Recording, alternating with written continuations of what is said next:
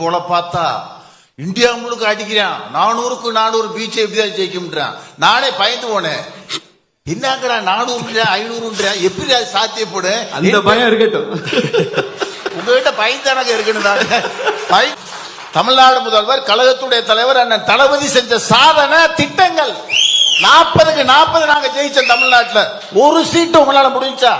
கள்ளக்குறிச்சியை மனசுல வச்சுட்டு பேசுங்க. சவுத்துல நீங்க ஜெயிச்ச இடங்கள் தெலுங்கானா ஏதோ ஜெயிச்சிருக்கீங்க. பிஜேபி தப்பி தவிர கேரளாவில் ஒண்ணு பிடிச்சிருக்கீங்க. என்ன ஏதோ ஜெயிச்சிருக்கீங்க? ஆமா ஏதோ தான் ஜெயிச்சிருக்காங்க. 23% வாங்கியிருக்கிறோம். இருக்கட்டும். இப்ப பிஜேபி கூட்டணி எத்தனை சதவீதம் நீங்க வாங்கிருக்கீங்க தமிழ்நாட்டுல?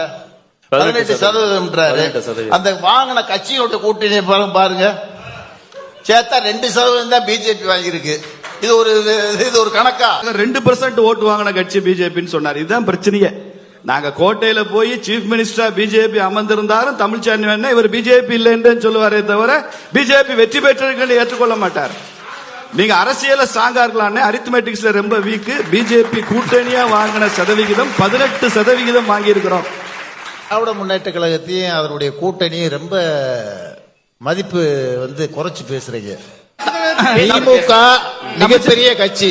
தமிழ் செல்வன் ஒரு சின்ன கிளாரிபிகேஷன் அதை சேர்த்து பதில் சொல்லுங்க. இப்ப நீங்க 6% ஓட்டு உங்க கூட்டணியா குறைஞ்சிருக்கீங்க. ஒண்ணு.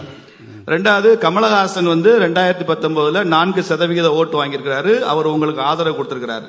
அந்த நாளும் சேர்ந்தா 10% ஓட்டுகளை நீங்கள் இழந்திருக்கிறீர்கள் என்பதுதான் உண்மை. அவருக்கு மரியாதைக்குரிய அண்ணாச்சிக்கு சொல்றேன். நீங்க இந்த நாடாளுமன்ற தேர்தலில் எத்தனை சீட்ல தனிச்சு நின்றீங்க? 130 சீட்ல நின்று 92 சீட்டு ஜெயிக்குது காங்கிரஸ். நாங்க தாங்க மிகப்பெரிய வெற்றி. இதே காங்கிரஸ் 300 இடங்கள்ல போட்டி போட்டிருந்தா உங்க டெபாசிட் காலியா இருக்கும். இன்னைக்கு இந்தியா கூட்டணி மத்தியில் ஆட்சி அமைச்சிருக்கோம். தங்க தமிழ்ச்செல்வன் சார் சொன்னதுக்கு ஒரே ஒரு பதில சொல்லிடுறேன். காங்கிரஸ் போட்டியிட்ட இடங்களுடைய எண்ணிக்கை 328. அதை ஞாபகத்தில் வச்சுக்கணும். எங்க 328? அதை ஞாபகத்தில் வச்சுக்கணும். எங்க 328? 328 இந்தியா முழுக்க 130 சீட்ல தான் 328 தொகுதிகள் இந்தியா முழுவதும் எவிடன்ஸ் வச்சிருக்கேன், காட்டுறேன்.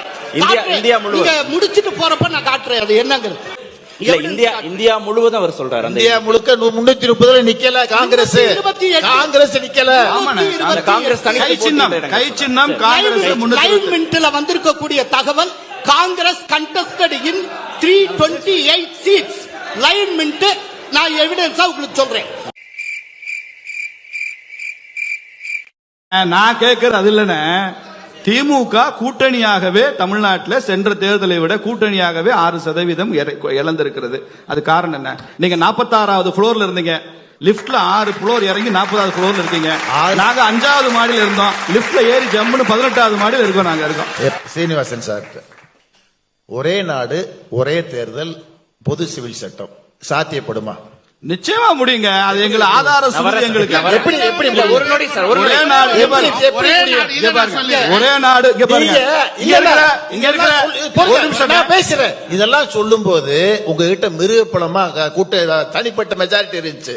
இப்ப இதை நீங்க சொல்ல முடியாது. வாய் திறந்து சொல்லி பாருங்க பாப்போம். ஜனாதிபதி உரையிலே காமிக்க பாருங்க. 4 எம்எல்ஏ வச்சுக்கிட்டே நாங்க ஆட்சி எப்படி பேச்சு வந்துட்டா நான் ரிசைன் பண்ணிக்கிறேன். நாங்க 4 எம்எல்ஏ வச்சுக்கிட்டு ஆட்சிக்கே வருவோம்னு. இதெல்லாம் ஒரே நாடு ஒரே தேர்தல் பண்ண முடியாது. ஒரே நாடு ஒரே தேர்தல் என்பதை போல பாஜக ஒரே சுடுகாடு என்பதை கொண்டு வர வேண்டும். திமுக தான் கொண்டு வரணும். தமிழ்நாட்டில் ஒரே சுடுகாடு நீங்க கொண்டு வாங்க. நீங்க தானே சமூக நீதி நீங்க தானே சொல்றீங்க. ஒரே நாடு ஒரே ரேஷன். தமிழ்நாட்டில் ஆட்சி ஆட்ட இருக்கு. பொது சிவில் சட்டம் சொல்றீங்க இல்ல, கொண்டு வாங்க. இல்லைங்கண்ணே, தமிழ்நாட்டில் ஆட்சி ஆட்ட இருக்கு. ஒரே சுடுகாடு நீங்க கொண்டு வாங்க. நீங்க தமிழ்நாட்டிலே சுடுகாடு ஆக்கிட்டீங்கன்றதான் எங்க குற்றச்சாட்டு.